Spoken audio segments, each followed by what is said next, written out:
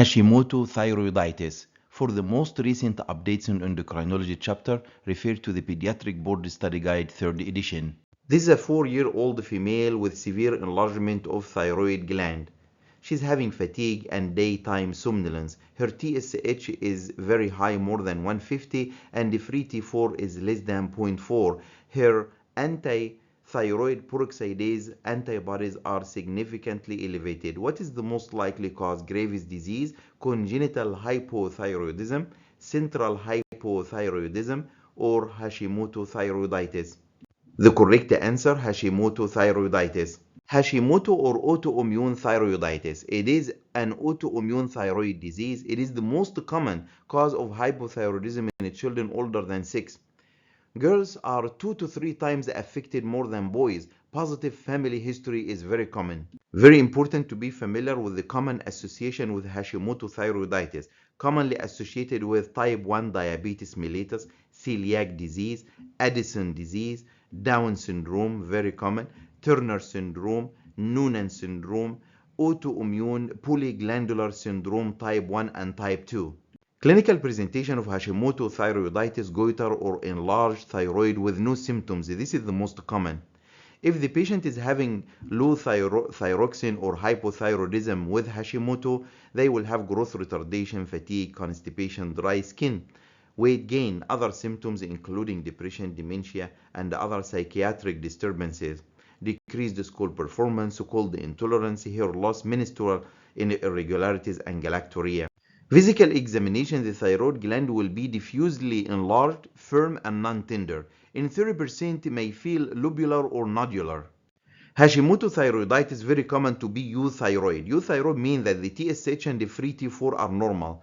Or subclinical hypothyroidism means the TSH is slightly elevated but the free T4 is normal. Hypothyroidism means that the TSH is high and the free T4 is low. Hyperthyroidism means that the TSH is very low and the free T4 is elevated. Diagnosis of Hashimoto thyroiditis, thyroid function test usually normal. This is the most common. TSH can be normal, low, or high as we mentioned in the previous slide. Positive anti-TPO or anti-thyroid peroxidase and anti-thyroglobulin antibodies. This will confirm the diagnosis. Management follow-up labs every 6 months if euthyroid or the thyroid function is normal and no symptoms. If there is evidence of hypothyroidism, we have to start to levothyroxine, propranolol and methimazole if hyperthyroidism, fine needle aspiration guided with ultrasonography if thyroid nodules. This is the end. Thank you.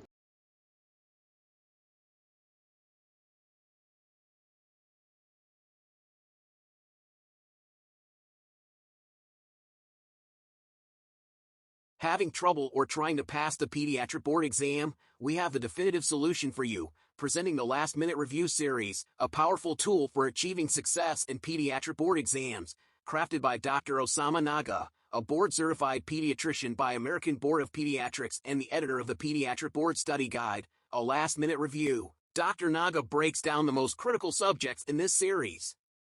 The Pediatric Last Minute Review webpage offers a thorough and rigorous set of pediatric board review sessions that are in line with the study guide. The lectures will cover the most important topics for each condition that a pediatrician must know for pediatric board exams, as well as real-life clinical encounters. The inclusion of a clinical case scenario, accompanied by multiple-choice questions, followed by the most probable answer and a comprehensive description of the issue, will ensure test readiness for each student. You will be able to download the lecture's PDF files to make your studies easier, to take notes and be accessible on the go and offline.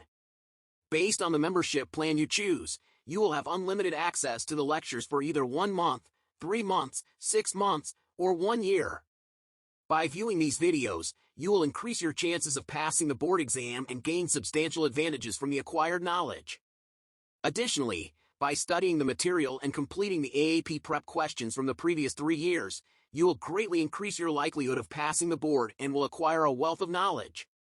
Click on the link provided below to visit lastminutepediatric.com and subscribe immediately. Be sure to take advantage of our free video samples on our YouTube channel, Pediatric Board Last Minute Review. Good luck with your exams!